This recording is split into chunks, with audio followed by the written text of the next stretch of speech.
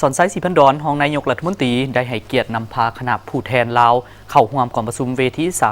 ทีสนทนาการค้าและการลงทุนระหว่างลาวเวียดนามลาวซึ่งจัดขึ้นที่นครโฮจิมินห์ร่วมกับสถานกงสุลใหญ่ของสาธารณรัฐประชาธิปไตยประชาชนลาวประจำนครโฮจิมินห์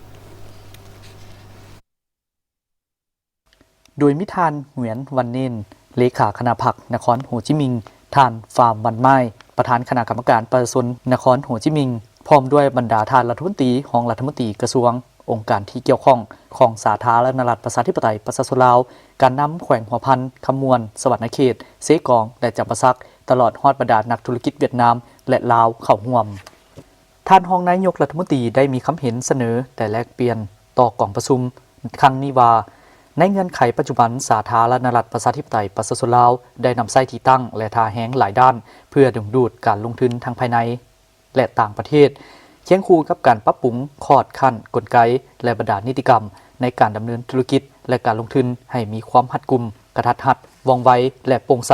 รวมทั้งได้กำหนดไว้ในการจัดตั้งปฏิบัติวาระแห่งชาติเพื่อแก้ไขปัญหาความยุ่งยากทางด้านเศรษฐกิจการเงินได้มีความพยายามในการปรับปรุงและพัฒนาพื้นฐานโครงสร้างให้ดีขึ้นเป็นก้าวๆเป็นต้นระบบเส้นทางทางด่วนทางรถไฟสนามบินท่าบกขวาข้ามระหว่างประเทศและอื่นๆเพื่อเฮ็ดให้การเชื่อมโยงเชื่อมจอดกับบรรดาประเทศในภาคพื้นเวียกงานโลจิสติกการขนส่งสินค้าและการเดินทางของประชาชนมีความสะดวกและว่องไวขึ้นเป็นปัจจัยสำคัญให้แก่การขับเคลื่อนเศรษฐกิจและสุขยุ่ให้แขนงการอื่นๆมีการขยายตัวสามารถดึงดูดเอาการลงทุนโดยโกงจากต่างประเทศเข้ามาในสาธารณรัฐประชาธิปไตยประชาชนลาวหลายขึ้นการจัดตั้งปฏิบัติแผนพัฒนาเศรษฐกิจสังคม5ปีครั้งที่9ถึงว่าสภาพแวดล้อมหลายด้านจะบ่อำนวยแต่โดยรวมแล้วก็มีหลายด้านที่มีความตั้งหน้าและมีผลสำเร็จเป็นอย่างดีรวมทั้งเป้าหมายการพัฒนาตามทิศสีเขียวและยืนยง